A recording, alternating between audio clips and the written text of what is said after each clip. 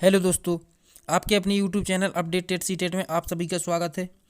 आज इस वीडियो में हम देखने वाले हैं आपके जो सिद्धांत चैप्टर है उसमें से जो व्यवहारवादी सिद्धांत एवं गेस्टाल्टवादी एवं जो आपके संज्ञानवादी सिद्धांत हैं उसमें से जो व्यवहारवादी सिद्धांत है के समर्थक हैं जो कि थार्नडाइक और Ivan P Pavlov, BF. Skinner और सी.एच. हल ये व्यवहारवादी सिद्धांत के समर्थक हैं। और अगर बात करें संज्ञानवादी गेस्टाल्टवादी सिद्धांत की तो उसके समर्थक हैं बर्दिमर, कोहलर और कोप्टा। जिसमें से आज हम देखने वाले हैं व्यवहारवादी सिद्धांत के समर्थक जो कि इवान पी पावलोव हैं, जिन्होंने संबद्ध प्रतिक्रिया का सिद्धांत दिया है। तो इन्हीं को हम इसमें देखने वाले हैं कि इन्होंने इसमें किस प्रकार की जो सिद्धांत है उसको अध्ययन किया है। तो हम देखेंगे इवान पी पावलोव, यह रूसी शरीरशास्त्री मनोवैज्ञानिक थे। इनको अनुबंध का जनक या पिता कहा जाता है।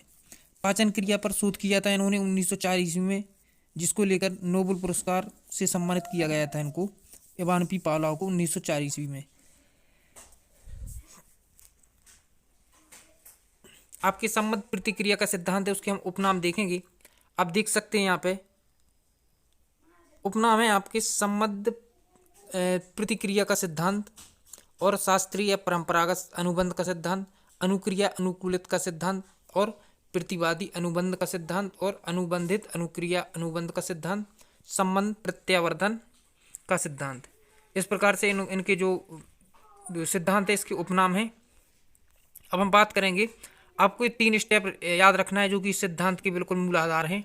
देखेंगे आप सबसे पहले उन्होंने जो इस सिद्धांत को सिद्ध करने के लिए एक कुत्ता लिया था, जो कि उन्होंने उसमें इस प्रकार की जो क्रियाएं की थी। आप देखिए, सबसे पहले उन्होंने लिया भोजन जो कि अनकंडीशनल स्टिमुलस, और सबसे पहले एक कुत्ता लिया, कुत्ते को उन्होंने बांध दिया था और तो उन्होंने UCS यानी अनकंडीशनड स्टिमुलस लिया और कुत्ते के सामने भोजन को रखा।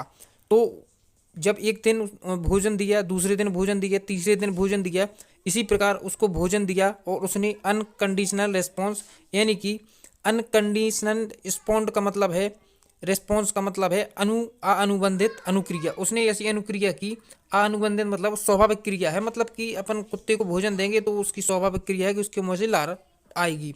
इसी प्रकार उन्होंने UCS दिया, अनुबंधित उद्दीपक दिया उसको, तो उसने अनुबंधित अनुक्रिया की यानी कि उसने लार दी। फिर उन्होंने इसी प्रकार देते देते एक दिन घंटी दी और फिर भोजन दिया, तो उसने CS यानी कंडीशनल स्टिमुलस यानी कि अस्वाभाविक क्रिया है, जो अस्वाभाविक स्टिमुलस यानी कि जो उद्दीपक है वो दिया और फिर दिया भोजन यानी UCS दिया। तो उसने एक दिन, 2 दिन, जिस प्रकार उनकी क्रिया थी, पहले घंटी फिर भोजन देते थे। एक दिन फिर उन्होंने घंटी बजाई और फिर से भोजन दिया, फिर घंटी बजाई फिर से भोजन दिया। इस प्रकार से वह घंटी की आवाज़ सुनकर अपनी लार देना प्रारंभ कर देता था, क्योंकि वह यह अनुमान लगा चुका था कि घंटी देने के बाद हमें भोजन मिलता है। तो वह घंटी की आवाज़ सुनकर वह लार देने लगा था। तो इसका मतलब है कि वह अनुबंधित उद्दीपक के साथ CS यानी कंडीशनड स्टिमुलस यानी जो आपका अस्वाभाविक उद्दीपक है, अस्वाभाविक उद्दीपक के प्रति वह स्वाभाविक अनुक्रिया करने लगा था, क्योंकि जो उसकी लार आती थी उसका कारण लार जो घंटी नहीं था, उसका कारण था UCS अनकंडीशनड स्टिमुलस, जो कि अनुबंधित या उद्दीपक या स्वाभाविक उद्दीपक कहा जाएगा। इस प्रकार वह घंटी की आवाज़ सुनकर लार देना प्रारंभ कर देता है, क्योंकि उसको ऐसा लगता है कि जब घंटी बजती है उसी के बाद हमें भोजन मिलता है। तो वह जो अनुक्रिया करने लगता है, किस प्रकार की अनुक्रिया? स्वाभाविक अनुक्रिया करने लगता है अस्वाभाविक उद्दीपक से। हम देखेंगे तीसरा, आपका जो तीसरी प्रक्रिया थी वह यह थी कि फिर उन्होंने भोजन को देना बंद कर दिया। एक दिन घंटी बजाई, तो उन्होंने घंटी बजाई यानी CS कंडीशन जो स्टिमुलस यानी कि आपका जो उद्दीपक है अस्वाभाविक उद्दीपक, उसको उन्होंने घंटी बजाई, तो उसने CR यानी कि कंडीशनल रिस्पॉन्स अनुबंधित अनुक्रिया की। मतलब उसने अनुक्रिया की, स्वाभाविक अनुक्रिया की, लेकिन जो है कंडीशन स्टिमुलस जो कि अस्वाभाविक उद्दीपक से स्वाभाविक अनुक्रिया की, क्योंकि वह यह समझ चुका था कि जब हमें घंटी बजती है उसके बाद ही हमें खाना प्राप्त होता है, तो वह अपनी लार देना प्रारंभ कर देता है। इसी प्रकार से उन्होंने 1 दिन, 2 दिन, 3 दिन इसी प्रकार से वह घंटी बजाते थे, वह लार देता था। तो इसमें आपको यह 3 बातें ध्यान रखना है। सबसे पहले उन्होंने अनुबंधित उद्दीपक, अनुबंधित उद्दीपक का मतलब होता है कि अनुबंधित, इसको बांध नहीं सकते हम लोग, मतलब भोजन है उसको नहीं बांधा जा सकता। और अनुबंधित अनुक्रिया है यूसीएस, यह अनुबंधित, इसको भी नहीं बांधा जा सकता, क्योंकि वह भोजन जब देखेगा तो उसके मुंह से लार आना स्वाभाविक है। तो यह भी अनुबंधित अनुक्रिया है या स्वाभाविक अनुक्रिया कहा जाएगा। आपकी घंटी है, यह कंडीशन स्टिमुलस जो कि अस्वाभाविक उद्दीपक है। यूसीएस को अनकंडीशन जो है स्टिमुलस यानी कि स्वाभाविक उद्दीपक कहा जाएगा। और यूसीएस है आपका अनकंडीशन रिस्पॉन्स यानी कि स्वाभाविक क्रिया है कुत्ते की, जो कि लार देना। इस प्रकार से आप देखेंगे आगे। अब हम देखेंगे इसमें शर्तें क्या थी, किस प्रकार से इसको सिद्ध किया। तो शर्तें थी यूसीएस और सीएस यानी कि भोजन और घंटी को प्रस्तुत करने का निश्चित क्रम होना चाहिए। मतलब क्रम का मतलब ऐसा है कि उसमें इस प्रकार का क्रम होना चाहिए कि अगर आप घंटी दे रहे हैं और आप 2, 3 या 4 सेकंड बाद उसको भोजन देते हैं, तो यह प्रक्रिया रोज एक समय पे एक साथ होनी चाहिए। जैसे कि घंटी प्लस भोजन, फिर वह क्या देगा आपको, लार। फिर इसके बाद यूसीएस को सीएस से अधिक प्रभावशाली होना चाहिए। मतलब यूसीएस मतलब अनकंडीशनड स्टिमुलस, जो आपका भोजन है उसको सीएस कंडीशन स्टिमुलस माने अस्वाभाविक उद्दीपक से अधिक प्रभावशाली होना चाहिए। जो कि उसका भोजन है तो उसको भोजन इतना मिलना चाहिए कि वह संतुष्ट हो जाए, तब जाके वह अपनी जो है प्रक्रिया करेगा।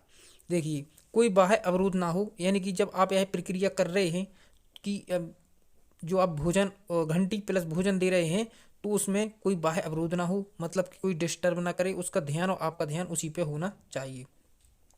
अनुबंध की दशाएं अनुकूल हो, यानी कि जब आप यह प्रक्रिया करते हैं तो इसमें जो है सब कुछ निश्चित दशा और निश्चित अनुमान पर होना चाहिए।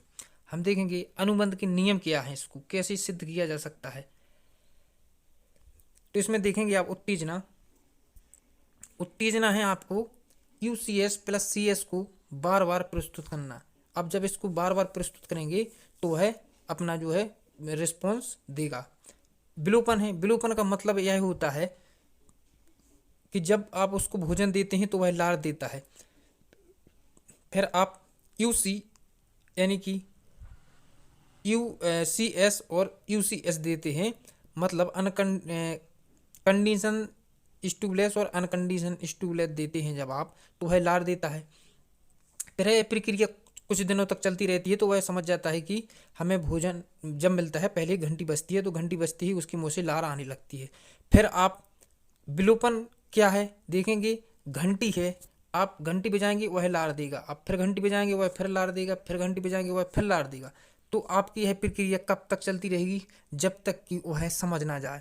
फिर आप घंटी बजाएंगे तो वह समझ जाएगा कि अब हमारे सामने केवल घंटी बजाई जा रही है और भोजन नहीं दिया जा रहा है, तो वह लार देना बंद कर देगा, क्योंकि लार देना स्वाभाविक क्रिया है और घंटी जो है आपका अस्वाभाविक उद्दीपक है। और स्वाभाविक उद्दीपक के लिए वह लार देता था भोजन के लिए। अब भोजन देना कर दिया आपने बंद, तो वह 1 दिन, 2 दिन, 3 दिन और फिर समझ जाएगा कि हमें भोजन देना बंद कर दिया, केवल घंटी बज रही है, तो वह लार देना कर देगा बंद। यह आपका विलोपन कहलाएगा। हम देखेंगे स्वतः पूर्ण लाभ क्या कहलाता है। विलोपन के बाद कई दिनों बाद कुत्ते को स्वतंत्र छोड़ देंगे। विलोपन वह समझ जाएगा कि अब हमें भोजन नहीं, केवल घंटी बजती है, तो वह वो लार देना बंद कर देगा। फिर कुछ दिनों बाद हम छोड़ देंगे उसको, और उससे मतलब रहने देंगे ऐसे ही। फिर कई दिनों बाद कुत्ते को स्वतंत्र छोड़ देने के बाद कुछ दिनों बाद घंटी बजाएंगे, तो हम उसी प्रक्रिया में उसी टाइम पे उसी तरीके से घंटी बजाएंगे, तो वह लार स्राव करेगा, क्योंकि वह यह विस्मरण हो जाएगा। उसे सिर्फ जो आदत थी उसकी कि घंटी बजती है फिर हमें भोजन मिलता है, तो वह जब घंटी की आवाज़ सुनेगा तो वह लार देगा। यह स्वतः पुनर्लाभ कहलाता है। शैक्षिक महत्व देखेंगे। यह सिद्धांत सीखने की स्वाभाविक विधि को बताता है और भय घृणा को दूर करता है। इस सिद्धांत के द्वारा अच्छी आदतों का निर्माण होता है। इस सिद्धांत द्वारा भय संबंधी रोगों का उपचार भी किया जाता है। इस प्रकार से आप देखेंगे, हमने देखा आपका जो है संबंध प्रतिक्रिया का सिद्धांत, जो कि अब इसमें एक बात समझेंगे हम। सबसे पहले उन्होंने दिया भोजन। भोजन एक जो है आपका उद्दीपक है और ये है लार है आपकी, यह है अनुक्रिया। तो जब भोजन और अनुक्रिया के बीच संबंध स्थापित होता है, इसी को हम संबंध प्रतिक्रिया का सिद्धांत कहते हैं। इस प्रकार से दोस्तों अब आगे जो भी आपके सिद्धांत हैं, जैसे कि थॉर्नडाइक का सिद्धांत और स्किनर का सिद्धांत, उसको हम आगे की वीडियो में डिस्कस करेंगे और एक एक करके आपके जो सिद्धांत हैं इसी प्रकार सरलता से और हैंड रिटन नोट से आपको डिस्कस करेंगे। सो हमारे चैनल को सब्सक्राइब कीजिए और हमसे जुड़े रहिए। हम आशा करते हैं यह चैप्टर आपको समझ आया होगा। तो मिलते हैं अगले वीडियो में, जब तक अपना ध्यान रखिए। आपका दिन शुभ हो।